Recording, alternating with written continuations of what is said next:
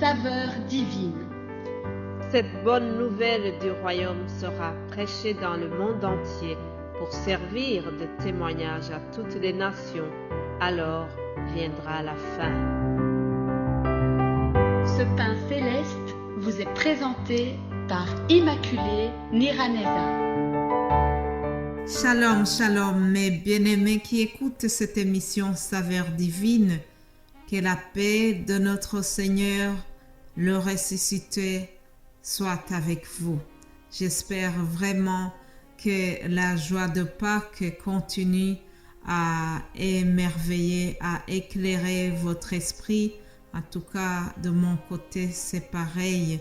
Je bénis le Seigneur pour la vie. Je le remercie pour cette semaine que nous avons commencé, le mois d'avril que nous avons commencé. Voilà, chers amis, les 3 mois de l'année sont déjà terminés. Nous sommes au 4e mois, c'est quelque chose. Et chaque jour qui passe, c'est un cadeau pour nous. Oui, chers amis, ne prenons pas cela à la légère. Chaque journée qui commence, c'est vraiment un miracle de Dieu. Alors soyons dans la reconnaissance. Il y a des personnes qui pensent que c'est normal de dormir et de se réveiller et partir dans des activités chaque jour. Et ces gens-là partent sans même remercier le Créateur. Ça serait vraiment dommage s'il y a quelqu'un qui m'écoute, qui ne prend pas le temps de remercier Dieu pour chaque jour qui s'offre. Alors, soyons dans la reconnaissance pour chaque jour de notre vie. Vous savez que dans cette émission, nous avons consacré encore une semaine sur la résurrection de Christ, comment il s'est montré à différentes personnes après sa résurrection. Hier, je vous ai parlé des dames qui ont été vraiment agréablement surpris une fois arrivées à la tombe de Jésus et l'ange les a rassurés. Je ne vais pas y revenir, mais cette fois-ci, je vais lire dans l'Évangile selon Marc. En effet, il faut retenir ceci. Les 4 évangélistes ont raconté ce grand événement que la résurrection du Christ. Cependant, chaque personne a mis sa touche personnelle, un peu comme si les journalistes assistaient à un événement, 4 journalistes qui assistent à un événement et puis chacun va faire un reportage différent. Chacun va y ajouter sa touche personnelle, chacun va y ajouter des éléments qu'on n'a pas trouvé chez l'autre alors que c'est le même événement, mais selon le sens d'observation qu'ils avaient et selon aussi leur éducation, on va dire, ou bien selon leur sentiment religieux, chacun a donné une précision qu'on ne trouvait pas chez l'autre. Hier, je vous ai lu dans Matthieu et aujourd'hui, on va voir Marc.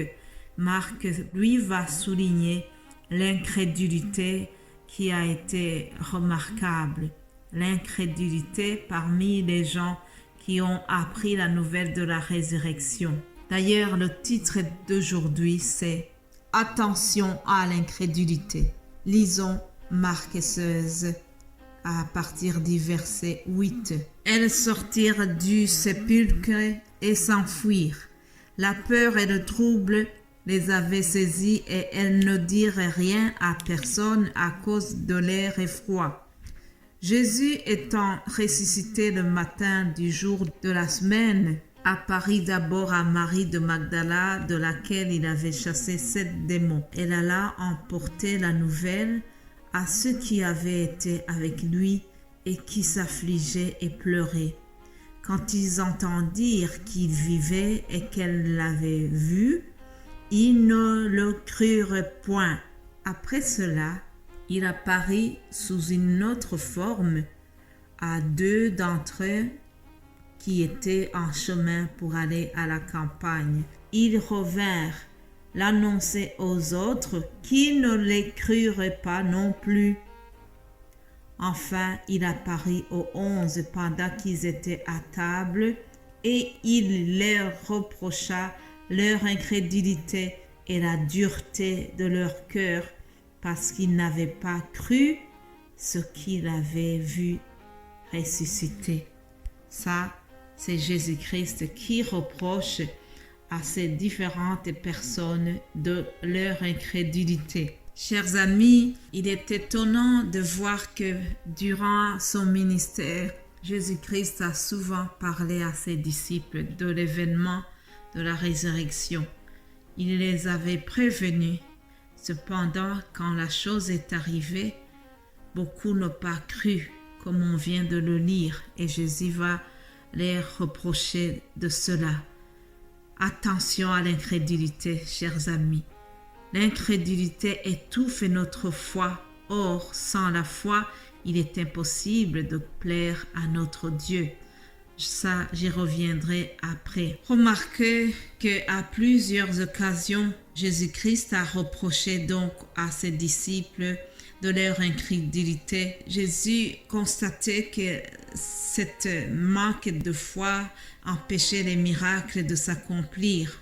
En effet, chers amis, l'incrédulité est une attitude qui nous amène à dire « Non, je ne crois pas que cela soit possible ». Et Dieu n'aime pas de telles paroles, car lorsqu'on dit ou on prononce des choses pareilles, c'est une manière de nier la puissance et la toute-puissance de Dieu. En parlant des personnes qui ont été incrédules, je pense au disciple Thomas, parce que lorsqu'on lui a annoncé l'histoire de la résurrection, il n'a pas cru du tout. Alors Jésus-Christ lui a même reproché cela.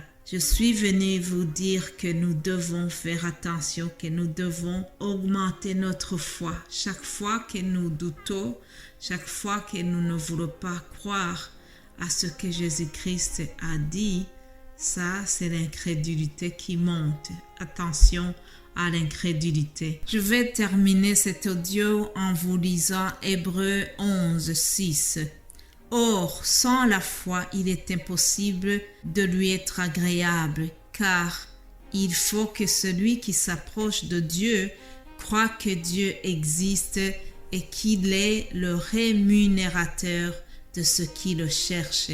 Retenez cela, il faut que celui qui s'approche de Dieu croit qu'il existe et qu'il est le rémunérateur de ceux qui le cherchent. Ah, ça c'est la vérité. Hier, nous avons vu comment Jésus-Christ a rémunéré les deux dames qui étaient parties le chercher au tombeau. Il leur a fait le cadeau de se montrer personnellement à elles.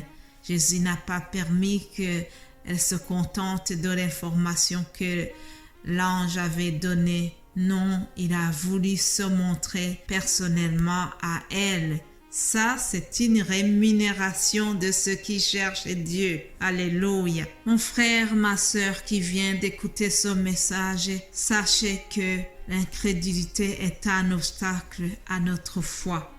Sans la foi, nous ne pouvons pas faire plaisir à notre Créateur. La première chose qu'il doit rechercher un croyant dans sa vie, c'est de plaire à Dieu. Alors pour nous tous qui n'ont pas eu de doute, qui ont cru directement que Jésus-Christ est ressuscité, nous devons l'annoncer aux autres. Continuons de l'annoncer aux autres et nous serons rémunérés. Nous aurons notre récompense au ciel. Alléluia.